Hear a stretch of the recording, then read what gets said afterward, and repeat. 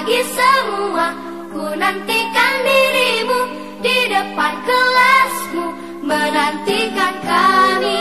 Guruku tersayang, guru tercinta, tanpamu apa jadinya aku?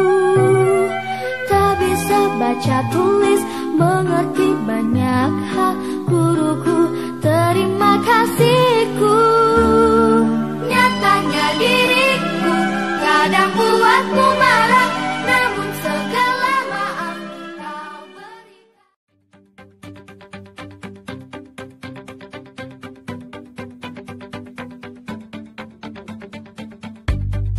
Assalamualaikum warahmatullahi wabarakatuh. Selamat pagi anak-anakku. Semoga kalian ada dalam lindungan Allah yang Maha Kuasa. Dan selamat bergabung di lembaga tercinta Madrasah Tsanawiyah Negeri 1 Bogor, Kota Bogor. Selamat berjumpa kembali di hari ketiga masa ta'aruf siswa madrasah atau masama. Walau dengan terpaksa, kegiatan ini dilakukan dengan tanpa tatap muka di madrasah karena kondisi COVID-19 saat ini. Tapi mudah-mudahan tidak mengurangi semangat kalian untuk mengikuti kegiatan ini dan tetap belajar di rumah saja dengan tetap menjaga kesehatan diri kalian masing-masing. Anak-anak sekalian, perkenalkan nama Bapak Pupung Syekhur Rahman. Saya dari di madrasah sebagai guru mata pelajaran IPS atau ilmu pengetahuan sosial. Pada kesempatan ini akan menyampaikan materi wawasan kebangsaan. Tapi jangan lupa anak-anakku untuk membuat resume di buku tulis masing-masing dari materi yang akan Bapak sampaikan. Satu lagi, absen kehadiran kalian ketik di kolom komentar dengan mencantumkan nama lengkap dan asal sekolah masing-masing. Baiklah anak-anakku, langsung saja kita ke materi wawasan kebangsaan.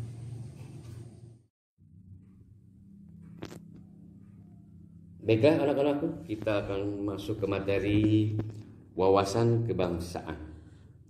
Diawali dengan pengertian wawasan bangsa dari segi bahasa. Wawasan artinya adalah cara pandang tentang diri dan lingkungan. Bangsa adalah merupakan himpunan masyarakat yang sama-sama tinggal dalam suatu wilayah yang merupakan satu kesatuan geopolitik, atau bisa disebut juga dengan sekelompok orang yang memiliki identitas, budaya, adat, serta ideologi yang sama. Jadi wawasan kebangsaan itu adalah cara memandang diri dan lingkungan, orang, suku, ras, agama, kelompok, golongan, dan lain-lain dari Sabang sampai Merauke sebagai salah satu kesatuan atau sebagai sebuah keluarga besar yang disebut Indonesia. Ingat bahwa bangsa berbeda dengan negara pengertiannya. Kalau negara itu adalah sebagai wadah organisasi yang digunakan untuk menampung dan melayani bangsa-bangsa yang ada di dalamnya. Nah, lanjut bahwa landasan wawasan kebangsaan itu ada dua. Satu ada Pancasila sebagai landasan ideal yang merupakan dasar negara yang terkandung di dalamnya nilai-nilai kepribadian bangsa Indonesia. Yang kedua, landasannya adalah Undang-Undang Dasar 1945 yang merupakan landasan konstitusional sebagai segala sumber hukum di Indonesia.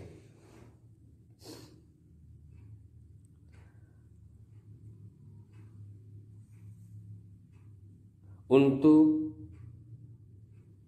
memperjuangkan wujud bangsa Indonesia ada 5 proses. Yang pertama adalah perjuangan fisik.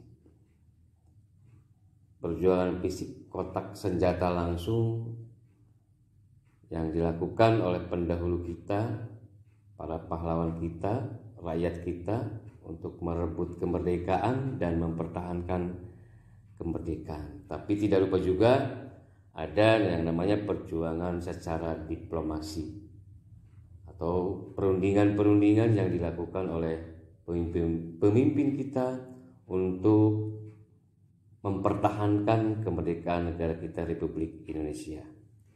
Yang kedua adalah Sumpah Pemuda. Sumpah Pemuda ini adalah suatu tonggak utama dalam sejarah pergerakan kemerdekaan Indonesia yang dianggap sebagai jalan semangat untuk menegaskan cita-cita berdirinya negara kita Republik Indonesia.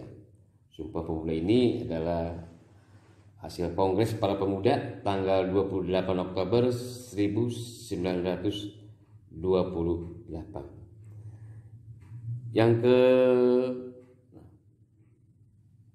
Yang selanjutnya adalah kita lihat di gambar di sana ada kebakaran hutan, pembakaran hutan, ada penebangan hutan, ada juga korupsi. Dahulu kala bahwa pemuda berjuang untuk mempersatukan negara Republik Indonesia. Rakyat kita dulu berjuang mengorbankan tenaga, darah, nyawa untuk merebut dan mempertahankan negara kita. Tapi coba lihat sekarang, pemuda-pemuda sekarang, masih banyak pemuda-pemuda kita sekarang ini malah menjadi tonggak jadinya tawuran, tonggak pengguna narkotika. Tawuran seperti merupakan budaya negara kita, tidak bisa dihentikan, tidak bisa dihilangkan. Dari tahun ke tahun tawuran itu tetap ada, mulai tingkat SD, SMP, SMA, perguruan tinggi, bahkan ke masyarakat sendiri selalu saja ada yang namanya tawuran. Di samping itu penggunaan narkotik juga banyak di kalangan para pemuda. Narkoba, ganja, pil-pil yang bermacam-macam yang bisa memabukkan seseorang dapat digunakan semudah mungkin di negara kita. Gampang mencarinya, gampang dibelinya. Tapi walaupun demikian tidak semua pemuda sekarang saat ini melakukan hal yang negatif. Masih banyak sekali para pemuda, masih ada para pemuda yang mengisi kemerdekaan ini dengan hal-hal yang positif. Jadi banyak sekali masyarakat kita sekarang ini yang dahulu rakyat kita memperjuangkan kemerdekaan dan mempertahankan dengan susah payah, sekarang banyak rakyat kita saat ini mengisi kemerdekaan negara kita Republik Indonesia dengan hal-hal yang negatif. Selanjutnya adalah Pancasila. Nah, Pancasila ini harus dijelaskan merupakan landasan ideal dan merupakan dasar negara yang terkandung di dalam nilai-nilai kepribadian bangsa Indonesia. Yang pertama, perumusan dimulai pada masa sidang BVUPKI. Yang kedua, rangkaian hidup dengan pidato Soekarno tanggal 1 Juni yang menawarkan 5 prinsip dari dasar negara yang diberi nama Pancasila. Yang ketiga, rumusan Soekarno tentang Pancasila kemudian digodok melalui panitia 8 yang dibentuk oleh ketua sidang BVUPKI. Yang keempat, membentuk panitia 9 yang menyempurnakan rumusan Pancasila dari pidato Soekarno ke dalam rumusan versi Piagam Jakarta pada tanggal 22 Juni 1945. Yang kelima, pengesahan dilakukan tanggal 18 Agustus 1945 oleh PPKI yang menghasilkan rumusan final Pancasila yang mengikat secara konstitusional dalam kehidupan bernegara.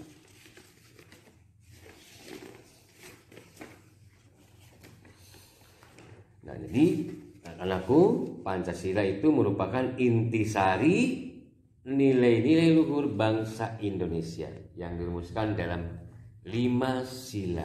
1. Ketuhanan Yang Maha Esa. 2. Kemanusiaan yang adil dan beradab, 3. Persatuan Indonesia, 4. Kerakyatan yang dipimpin oleh hikmat kebijaksanaan dalam permusyawaratan perwakilan, 5. Keadilan sosial bagi seluruh rakyat Indonesia. Selanjutnya yang adalah proklamasi. Proklamasi itu artinya adalah pengumuman atau pemberitahuan resmi kepada seluruh rakyat Indonesia.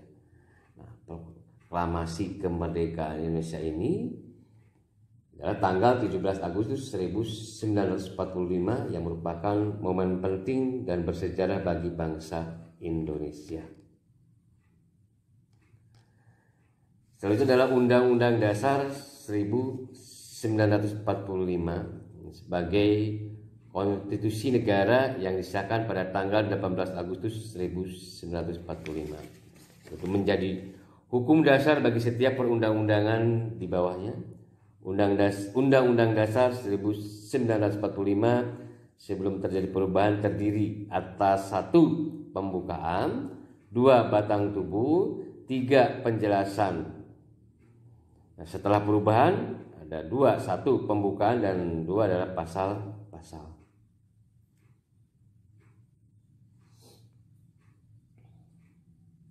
Nah, negara kita Republik Indonesia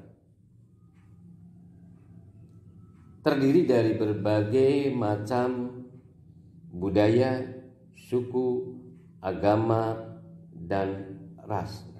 Semua ini terikat dalam bentuk Bhinneka Tunggal Ika sehingga negara kita tetap kuat, tetap bersatu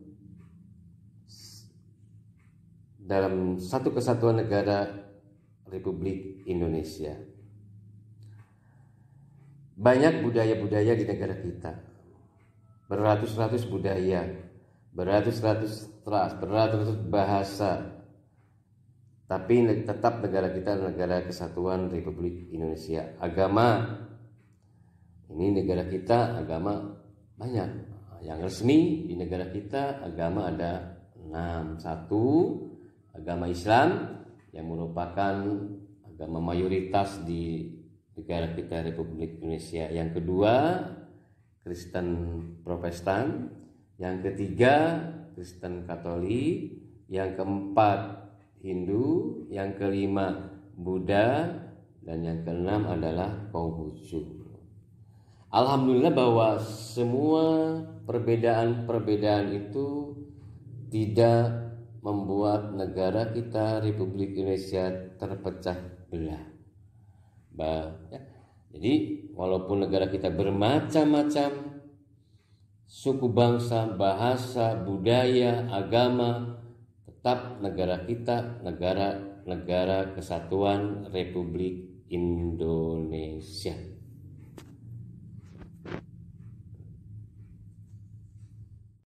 Demikianlah anak-anakku materi yang Bapak sampaikan. Semoga bermanfaat bagi kita semua. Tapi ada 3 hal yang harus dimiliki oleh kita semua untuk menjaga keutuhan negara kesatuan Republik Indonesia. Yang pertama, harus mempunyai sikap persamaan. Yang kedua, mempunyai sikap toleransi. Yang ketiga, mempunyai sikap senasib dan sepenanggungan. Demikian, terima kasih. Wassalamualaikum warahmatullahi wabarakatuh.